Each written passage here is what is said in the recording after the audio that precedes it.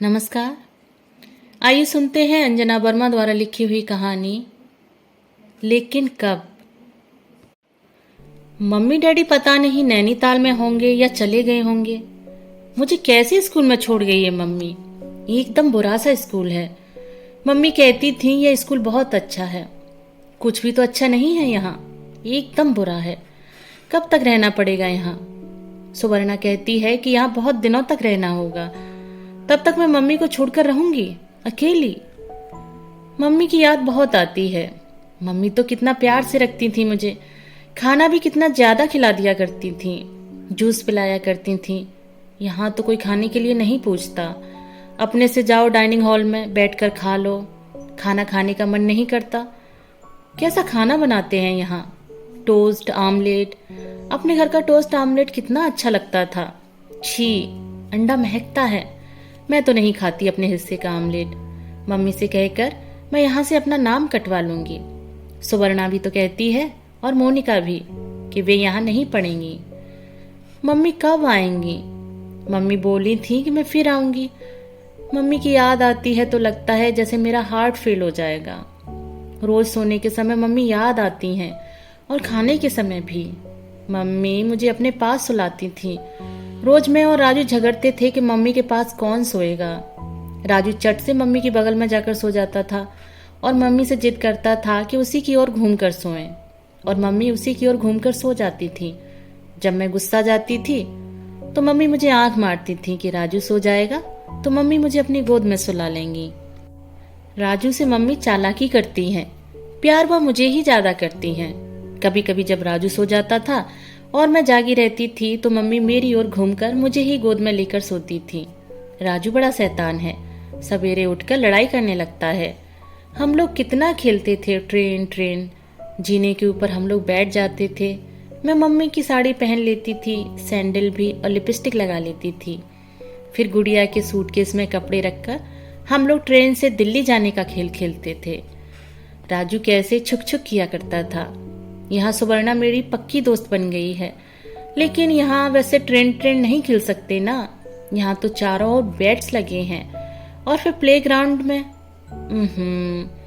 वहां तो मैं कहानियां भी सुना करती थी मम्मी से। मुझे कहानियां सुनना बहुत अच्छा लगता है। नानी माँ की बहुत कहानियां सुनाती थी और नाना भी। खूब सवेरे जब रात ही रहती थी उस समय जब भी मेरी आंख खुलती थी तो मैं नाना को जगाकर कहानी सुन लिया करती थी। सबसे अच्छी कहानियां तो मीरा आंटी सुनाती थी, खूब मजेदार कहानियां। एकदम सवेरे मम्मी जगकर नहीं कहती थी, पर वह तो सोए ही सोए कहानी कह देती थी, आंखें ही मूंदे हुए। कितनी मजेदार कहानियां कहती थी। कहती थी कि भैंस ने साड़ी पहन ली और पर्स लेकर कार चलाकर मार्केट जाने लगी। कितना अच्छा। यहाँ वे सब मजे नहीं हैं। बस टाइम से उठो, टॉयलेट जाओ, नाश्ता करो, पढ़ने बैठ जाओ। कब आंटी से नानी माँ से भेंट होगी। इस बार मम्मी छुट्टी में मुझे लेने आएंगी तो मैं मम्मी से कहूंगी मुझे नानी माँ के यहाँ भी रहने देंगी। खूब खेलेंगे वहाँ। सौरभ है, नीति है। सौरभ बड़ा प्यारा है और नीति भी। इस बार भी राजू के साथ ट्रेन ट्रेन खेलेंगे, बड़ा मजा आएगा। राजू हर बार मुझसे पूछता है, मुझे दीदी दीदी बोलता रहता है। राजू से कब मिलूंगी। पता नहीं मेरी गुड़िया कहाँ होगी। मम्मी ने रख दी होगी संभाल कर। और हाँ, नया गुड्डा दोनों रखे होंगे। इस बार जाकर दोनों की शादी करूंगी। मम्मी से कहकर खूब कपड़े सिलवाऊंगी गुड़िया के लिए। गुड्डा गुड़िया दोनों पलंग पर सोएंगे, कितना अच्छा लगेगा। लेकिन कितने दिन घर पर रहूंगी। ज्यादा दिन नहीं ना।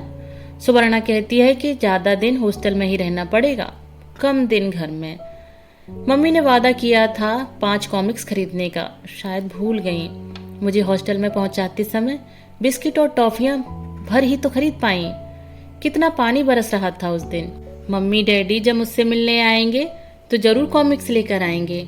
और फिर उस दिन कोई कॉमिक्स की दुकान भी तो नहीं थी रास्ते में। यहाँ तो मुझे आया कहती है बिछावन करने के लिए। भला मुझसे उतनी मोटी रजाई उठती है, हाथ दर्द करने लगते हैं। सुवर्णा तो मुझसे बड़ी है, उससे उठ जाती है। सुवर्णा अपना बिछावन खुद कर लेती है। मेरा भी बिछावन कभी कभी कर देती है, लेकिन हमेशा तो नहीं ना। सुवर्णा कहती है, आया तो मैं बिगाड़ती नहीं, बिछावन करना सिखाती है। नहीं, आया बहुत बदमाश है, मैं मम्मी से बोल दूंगी। नहीं, फिर मम्मी कहीं आया को डांटे तो? नहीं नहीं बोलूंगी। क्या दाई नौकर बच्चों को डांटते हैं? वहां तो मुझे रामस्वरूप चिढ़ाता था तो मम्मी उससे बिगड़ती थी। सुवर्णा अच्छी है, मेरी बहुत अच्छी दोस्त, मेरे साथ खाती है, पढ़ती है, और मैं पेंटिंग करती हूँ तो बैठकर देखती है। वह भी पेंटिंग करती है, लेकिन मेरे जितना अच्छा नहीं। अपने स्केच पेनों में से कुछ उसे भी दे दूंगी। मेरी दोस्त है ना। मिसेस जोसेफ अच्छी हैं, वे नहीं बिगड़ती। मम्मी को चिट्ठी लिख दूं, लेकिन मिसेस जोसेफ बोली थी कि सैटरडे को चिट्ठी लिखवाई जाएगी। कब आएगा सैटरडे? आज मंडे है, Tuesday, Wednesday, Thursday, Friday, Saturday, कितने दिन हुए? 1 2 3 4 5 डेज। सैटरडे आने में अभी बहुत दिन बाकी हैं, पर क्या करूं? डैडी से तो पता ले लिया था। पता मेरे ओवरकोट के पैकेट में है, पर कैसे लिखूं? मैडम ही पोस्ट कार्ड देंगी लिखने के लिए। मम्मी के आने में भी अभी बहुत दिन है। मार्च के बाद अप्रैल में, जून, जुलाई में जाकर छुट्टी होगी। कितने दिनों की होगी? कम दिनों की होगी। तो मम्मी डैडी को छोड़कर रहना मुझे अच्छा नहीं लगता है, लेकिन पढ़ने के लिए तो सब मम्मी डैडी से दूर जाते ही हैं। मम्मी ने बताया था वहाँ राजू है। राजू कितनी प्यारी प्यारी बातें करता है। वहाँ मेरी गुड़िया है, और कितने सारे फूल खिले थे अभी बगीचे में। मेरा नया गुलाब खिला है कि नहीं? वहाँ रोज राजू अकेले मम्मी के पास सोता होगा।